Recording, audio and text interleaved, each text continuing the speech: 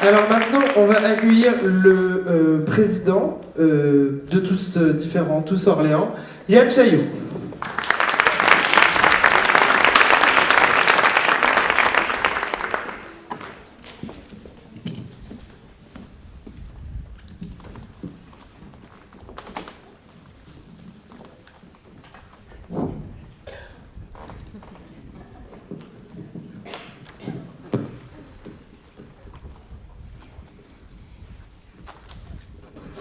Tout ne tient qu'à un fil.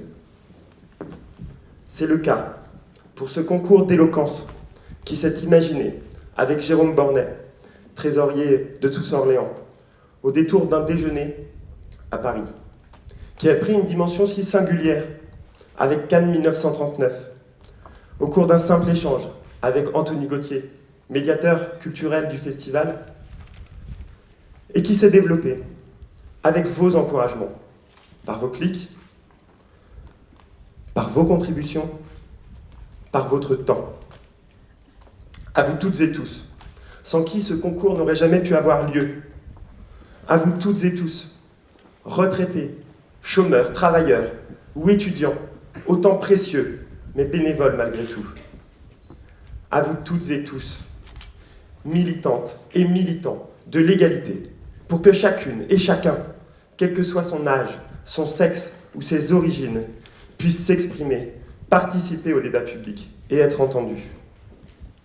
À vous toutes et tous, je tiens ici, solennellement, à dire merci du fond du cœur pour cette liberté d'expression que vous avez su promouvoir et conforter. Tout ne tient qu'à un fil. C'est aussi le cas pour l'Europe et pour le Festival de Cannes en 1939.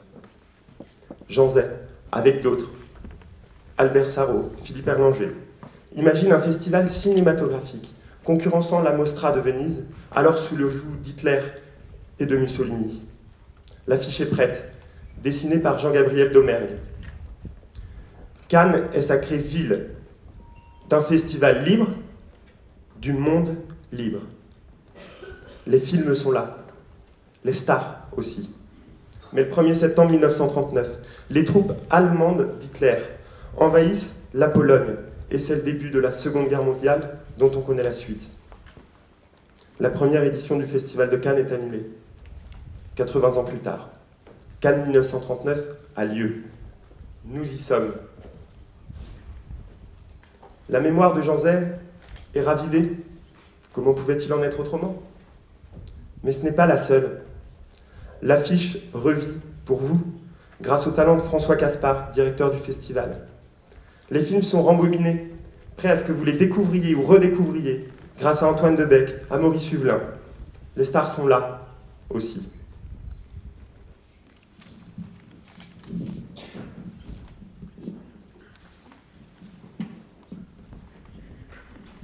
Comme le producteur et réalisateur Ridley Scott, et avant lui l'auteur Philippe Kinreddick, ne vous êtes-vous jamais demandé ce que serait notre monde si Hitler avait gagné cette guerre ?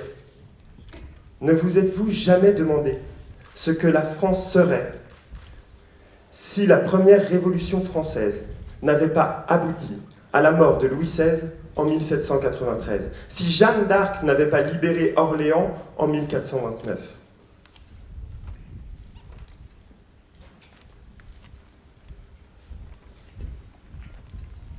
À de nombreux moments de son histoire, l'Europe aurait pu basculer.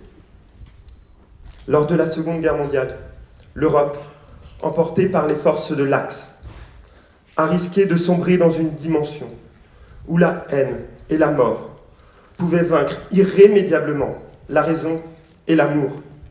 Les traces sont indélébiles, mais la mémoire collective retient aussi que rien n'est inéluctable.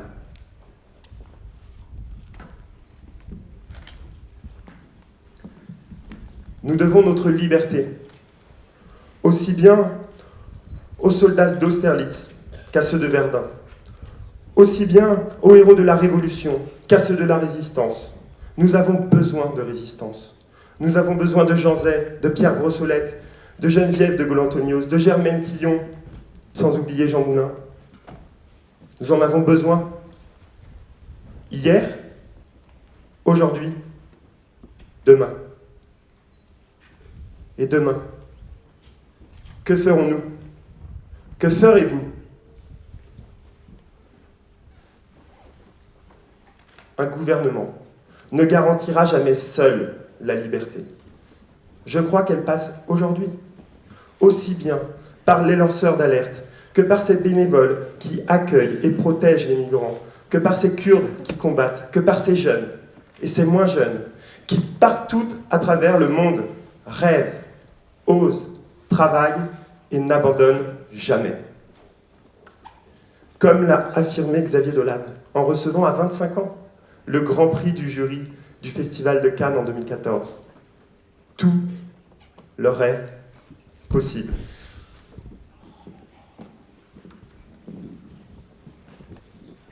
Tout ne tient qu'à un fil.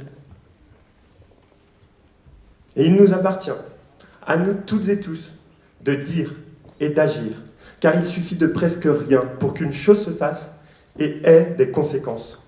Nous pouvons changer le fil.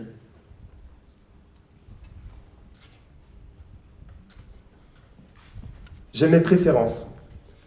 Parmi les discours des candidats et des candidates qui vont se présenter à vous cet après-midi, ils vont vous parler de la laïcité, de leur laïcité.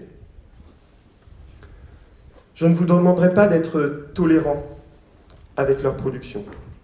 Je ne vous demanderai qu'une chose aujourd'hui, c'est d'être respectueux.